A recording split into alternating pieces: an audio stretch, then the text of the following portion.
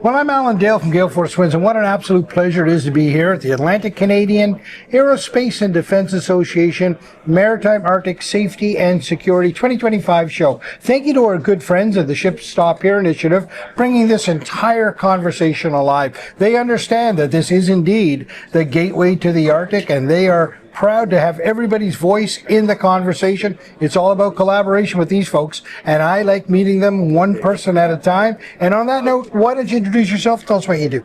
Sure. My name is Paul Griffin. I'm President and CEO of C-Corp. Talk to me about C-Corp. Paul, what do you guys do? Well, we do quite a bit. We're a research and development organization. So actually this year is our 50th anniversary. Wow. So we've been around since 1975.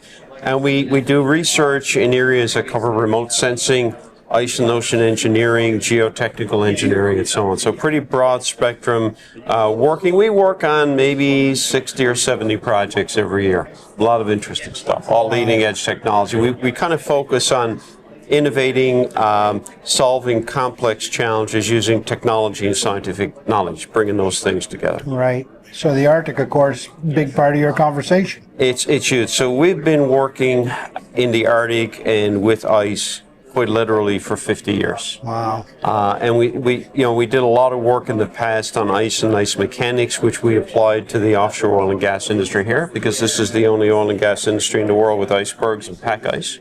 Well, we've taken that knowledge and expertise and applied it to the Arctic, applied it to the Antarctic in a number of different applications in a number of different ways. And through that work that we've done, particularly here locally, we developed an expertise in remote sensing. We initially started off using satellites, radar satellites to be specific, to track icebergs. And when you're tracking icebergs, you have to discern icebergs from ships. You want to develop short-term and long-term forecasts of ice conditions. We've done all kinds of interesting things, Alan, like put sensors on the hulls of ships to look at how ships interact with ice. Mm-hmm. So, for instance, if you're looking at shipping up north, what class of hull structure do you need? What types of forces can you expect on that hull? If you combine that with satellite technology to give you a sense of, okay, what are the ice conditions like? How is the ice drifting? How is the ice changing? As we move into spring and summer, then it really gives you assistance in terms of helping navigate those difficult conditions. And for us, it's all about harsh environment work. That's kind of where we are. You know, C-Corps has been in a regional conversation for a long time with ACADA, big sort of partnership there. Yeah. Talk to me about sort of what's happening in the region from your perspective. There's so much going on. So, traditionally we've had a lot of great organizations, companies, institutions here. Testing facilities. We've got the National Research Council. We've got ice tanks and tow tanks. We've got the Marine Institute. Memorial, just so much. We've been able to utilize that. We've got some great partnerships with companies not only in Newfoundland and Labrador. A lot of those are focused on the local offshore oil and gas industry. But we've developed partnerships across the region, whether it's in maritime surveillance, pipeline monitoring. I mean, there's so many great technology companies here, in the other maritime provinces, and of course a lot of expertise focused in the marine domain. And if you couple that marine domain expertise with all of the work that organizations have done on ice and ice engineering, it really does provide an amazing platform to assist what the military and I think the government in general in terms of northern development is trying to do. Right. You know, we've had strong indication from the leadership of our country that we're increasing spending, we're focusing on the Arctic. There will be defense spending like we've not seen in a very long time happen. And sort of that now intersects with the Ship Stop Here initiative. Where is Newfoundland, in your opinion, poised in all of that to take advantage of some of that?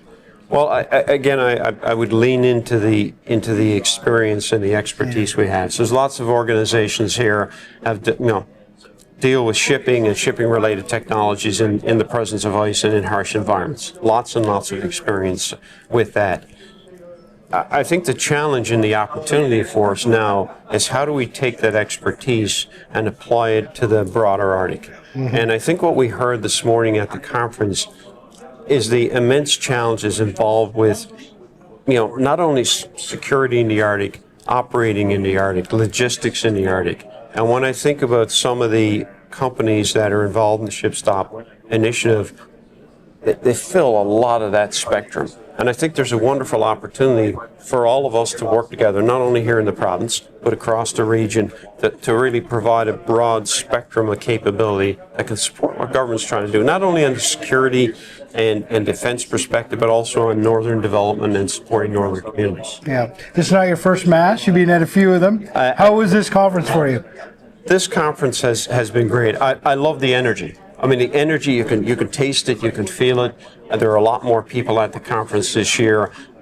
There's a lot of talk of partnerships, technology development, and I love the conversations between the participants on, okay, well, how can I take what we do or the expertise that we have and combine it with the capability or the experience that you have to present solutions that the folks in the room clearly need in order to solve the security and safety challenge that we have in front of us. So really energetic. I'm here every year. Can't wait to come back next year. And I'm going to make a prediction, Alan. Yeah. It's going to be a bigger show next year, more people, and I think even more energy. I think we're just at the beginning of this, honestly.